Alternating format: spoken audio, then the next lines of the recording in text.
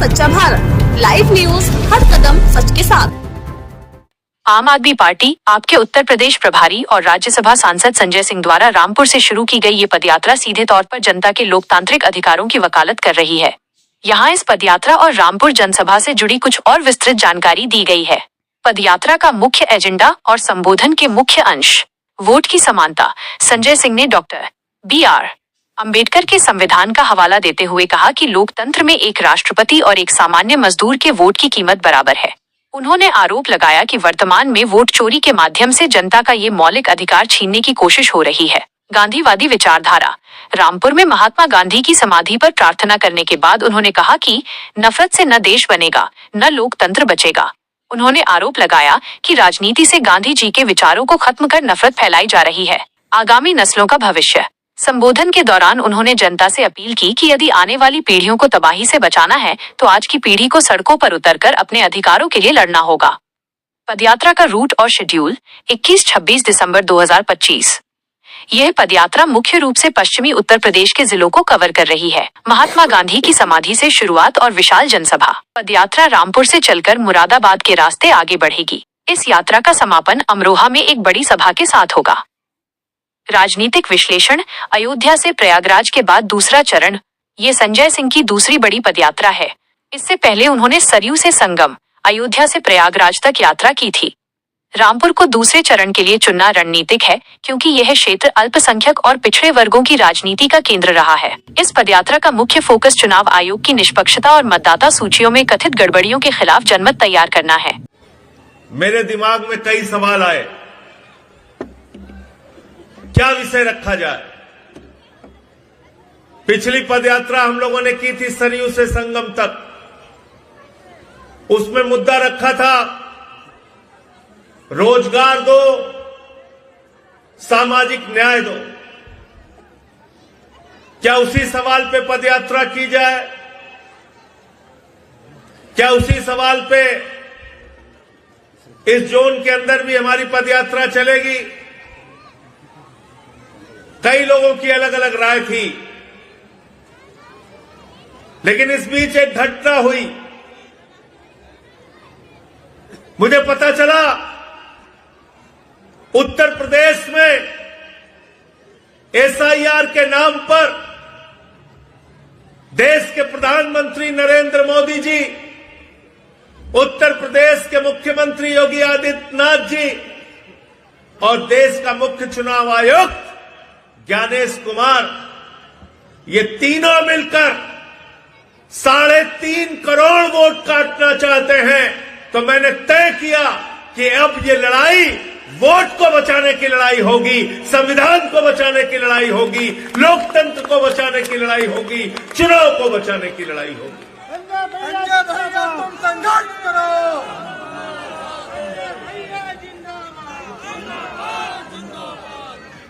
और इसके पहरेदार आप बनोगे, इसके चौकीदार आप बनोगे। आपको बचाना है अपना वोट। और ये वोट की ताकत कोई मामूली ताकत नहीं है मेरे दोस्तों, याद रखना। जब बाबा साहब डॉक्टर भीमराव अंबेडकर जी ने देश का संविधान लिखा तो एक लंबी बहस चली, औरतों को वोट का अधिकार मिलना चाहिए कि नहीं मिलना चाहिए, आदमी को वोट का अधिकार मिलना चाहिए कि नहीं मिलना चाहिए, पढ़े लिखों को वोट का अधिकार मिलना चाहिए कि नहीं मिलना चाहिए, अनपढ़ को वोट का अधिकार मिलना चाहिए कि नहीं मिलना चाहिए, दलित को वोट का अधिकार मिलना चाहिए कि नहीं मिलना चाहिए, मुसलमान को वोट का अधिकार मिलना चाहिए कि नहीं मिलना चाहिए, पिछड़े को वोट का अधिकार मिलना चाहिए कि नहीं मिलना चाहिए, आदिवासी को वोट का अधिकार मिलना चाहिए कि नहीं मिलना चाहिए। बाबा साहब ने कहा देश के राष्ट्रपति और गांव में रहने वाले मजदूर सबको वोट का अधिकार मिलना चाहिए। और उसकी बदौलत आज सब लोग समान हैं, सब लोग बराबर हैं। ये अधिकार किसी और ने नहीं, बाबा साहब डॉक्टर भीमराव अंबेडकर के संविधान की बदौलत हमको मिला। और इसी वोट की खातिर मुख्यमंत्री को भी आपके सामने झुकना पड़ता है, प्रधानमंत्री को भी आपके सामने झुकना पड़ता है, सांसद को भी आपके सामने झुकना पड़ता है, विधायक को भी आपके सामने झुकना पड़ता है। अगर जिस दिन वोट का अधिकार खत्म हो जाएगा तो ये तो डंडा मार के हमको अपने घर से निकाल देंगे। निकाल देंगे नहीं निकाल देंगे बताओ? तो ये जो पदयात्रा है, इस पदयात्रा का मकसद है वोट को बचाना, अपने स्वाभिमान को बचाना, अपने सम्मान को बचाना। अगर आपका वोट बचेगा तो फिर लोकतंत्र बचेगा, देश का संविधान बचेगा, आपका अधिकार बचेगा। जो नेता आपके लिए काम करेगा वो चुना जाएगा, जो नेता आपके लिए काम नहीं करेगा उसको जनता हरा देगी। ये अधिकार आपके हाथ में होना चाहिए, आपको अपना सेवक चुनने का अधिकार होना चाहिए। इसलिए इस वोट पर हम कोई डकैती नहीं डालने देंगे। हमने सुना था स्कूटर चोर होते हैं, साइकिल चोर होते हैं, गहना चोर होते हैं, कार चोर होते हैं, जंजीर चोर होते हैं, लेकिन हमने इस देश में पहली बार देखा नरेंद्र मोदी जी और ज्ञानेश कुमार जी वोट चोर पैदा हो गए हैं। वोट चोर। संजय भैया जिंदाबाद, संजय भैया संघर्ष करो। वोट की चोरी कर रहे हैं और हर चीज में, हर गुनाह में अपने आप को बचाने का काम करते हैं। अभी देश की संसद चली मेरे दोस्तों, हमने कहा प्रदूषण पे बात करो, कहते नहीं करेंगे। हमने कहा खाद की बोरी किसानों को नहीं मिल रही, उस पे बात करो, कहते नहीं करेंगे। हमने कहा बीएलओस की मौत हो रही है हिंदुस्तान में, उस पे बात करो, कहते नहीं करेंगे। हमने कहा बेरोजगारी के सवाल पे बात करो, कहने लगे नहीं करेंगे। अरे हमने कहा रुपया लगातार गिर रहा है प्रधानमंत्री जी, उस पे बात करो, कहने लगे नहीं करेंगे। क्या हमने कहा फिर बात किस पे करोगे? कहने लगे हम वंदे मातरम पे बात करेंगे। हमने कहा ठीक है वंदे मातरम पे बात करो। वंदे मातरम पे उन्होंने बात किया। वंदे मातरम पे भारतीय जनता पार्टी और उनके पुरखों का कतरा कतरा कतरा कतरा कतरा कतरा कतरा कर करके मैंने कूड़ेदान में डाल दिया। संजय भैया, संजय भैया।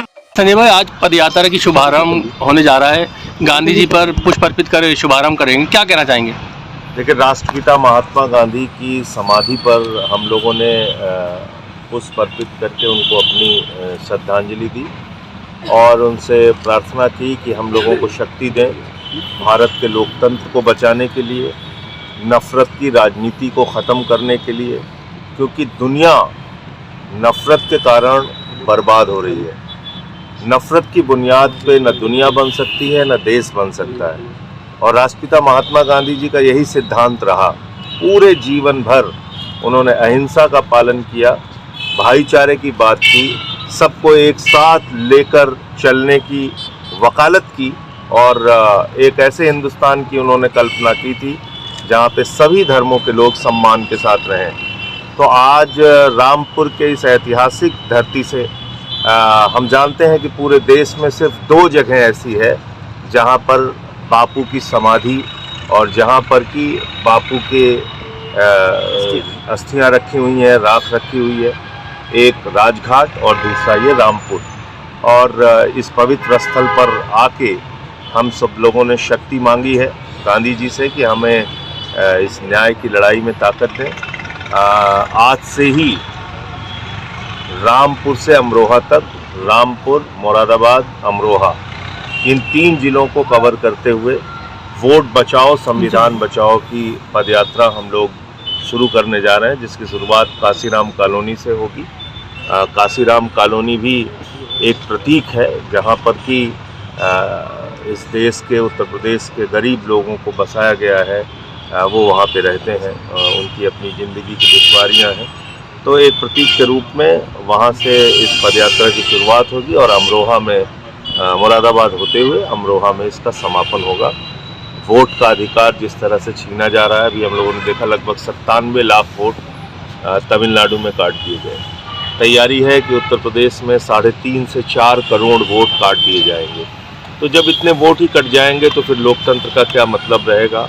जो अधिकार गांधी जी की बदौलत, बाबा साहब की बदौलत, हमारे महापुरुषों की बदौलत, शहीद आजम भगत सिंह की बदौलत हमको मिला है, शहीद अशफाक उल्लाह की बदौलत हमको मिला है, उन अधिकारों का क्या होगा? तो वोट का अधिकार बचाने के लिए और भारत का संविधान बचाने के लिए आए दिन भारत के संविधान पे हमला हो रहा है, आए दिन यहाँ पर नफरत फैला के भेदभाव करके लोगों के अधिकार छीने जा रहे हैं। तो इन दो मुद्दों पे हम लोग ये पदयात्रा करेंगे, जगह जगह सभाएं भी करेंगे, अपनी बात आपकी आपने पदयात्रा रामपुर से कहा, रामपुर कैसे है यहाँ से गांधी समाधि से आपने आरंभ किया, तो इसका कोई राजनीतिक पहलू भी है रामपुर से शुरू करने? देखिए, इसका सबसे बड़ा राजनीतिक पहलू ये है कि आज गांधी जी के विचारों को मारा जा रहा है। एक ऐसी सरकार है जो गोडसे को अपना आदर्श मानती है, जो नफरत फैलाने की बात करती है, तो उससे कौन लड़ेगा? उससे लड़ने के लिए आपको गांधी जी के रास्ते पे जाना पड़ेगा, गांधी जी को अपनाना पड़ेगा अपने आचरण में, अपने विचारों में, तभी आप इन लोगों से लड़ सकते हैं। क्योंकि ये खतरनाक लोग हैं, आज सत्ता में हैं और इनकी विचारधारा नफरत फैलाने की है, समाज को बांटने की है। तो इसलिए ये उपयुक्त स्थान था कि हम यहाँ पे अपनी श्रद्धांजलि देके, आशीर्वाद देके और फिर अपनी पदयात्रा। अच्छा, जिस तरीके से यहाँ रामपुर में समाजवादी पार्टी के एक बड़े नेता को सरकार के द्वारा या जैसे केसेस में आने के बाद उनको राजनीति से बिल्कुल दरकिनार किया गया, तो आपको क्या लगता है ये कि ठीक स्थान है यहाँ पर जनता जो है वो ढूंढ रही है किसी विकल्प के बारे में? और देखिए ऐसा है कि ये सरकार जब से आई है वो निश्चित रूप से अत्याचार तो कर रही है समाज के हर वर्ग पे, और विशेष तौर से जो माइनॉरिटीज़ हैं, मुस्लिम्स हैं, दलित हैं, पिछड़े हैं, उन लोगों के ऊपर विशेष तौर से आप देखने को मिलेगा आपको कि अत्याचार, बुलडोजर कभी चला देना, कभी फर्जी मुकदमे लिख देना, कभी फर्जी इनकाउंटर कर देना।